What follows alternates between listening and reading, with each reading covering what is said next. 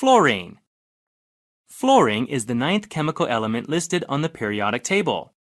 Its listing is related to its atomic number, or the number of protons in its nucleus, which is, predictably, 9. Its chemical symbol is F.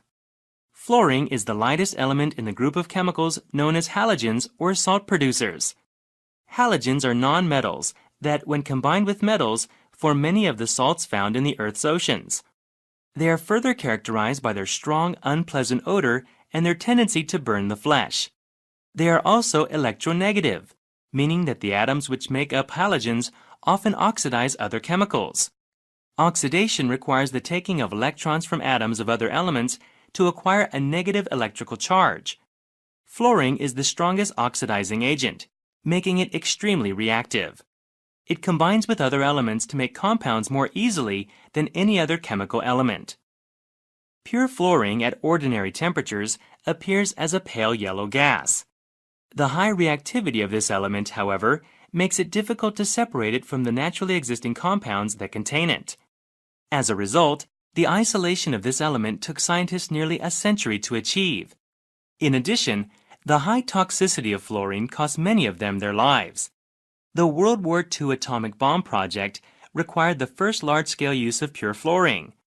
Fluorine was combined with uranium to create the compound uranium hexafluoride, which was then used to separate the uranium isotopes that could be used in deadly explosions.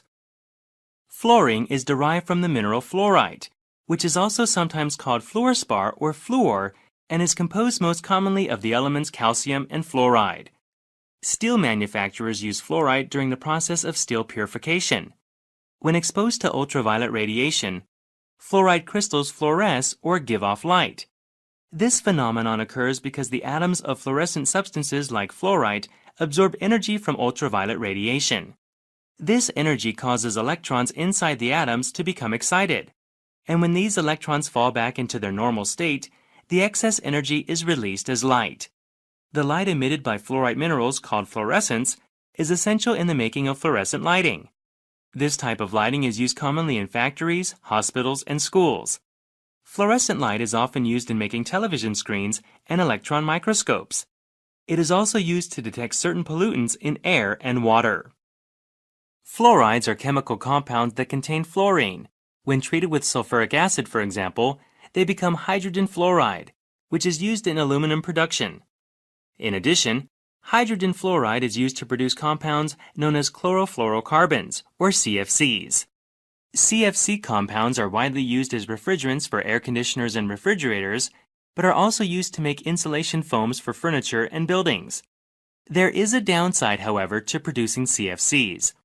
When released into the air, CFC molecules eventually reach the ozone layer in the Earth's upper atmosphere. Ozone is a form of oxygen that protects life on Earth from the sun's harmful ultraviolet rays. As CFCs travel to higher and higher altitudes, the ultraviolet rays cause chlorine atoms to separate from CFC molecules. Because the free chlorine atoms released by CFCs then react with ozone to create ordinary oxygen, the overuse of products containing CFCs will eventually destroy large portions of the Earth's ozone layer.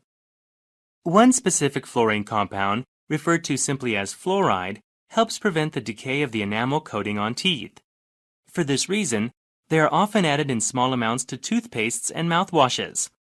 A study conducted in the 1930s showed that people living in areas where water naturally contained fluoride had far fewer cavities than those living in areas without the presence of fluoride in water sources.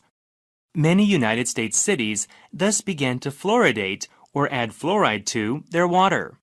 As a result of fluoridation, incidences of tooth decay drastically decreased. Today, most people living in U.S. cities have access to fluoridated water. The problem with adding fluoride to drinking water, however, is that large doses of fluoride can be internally harmful.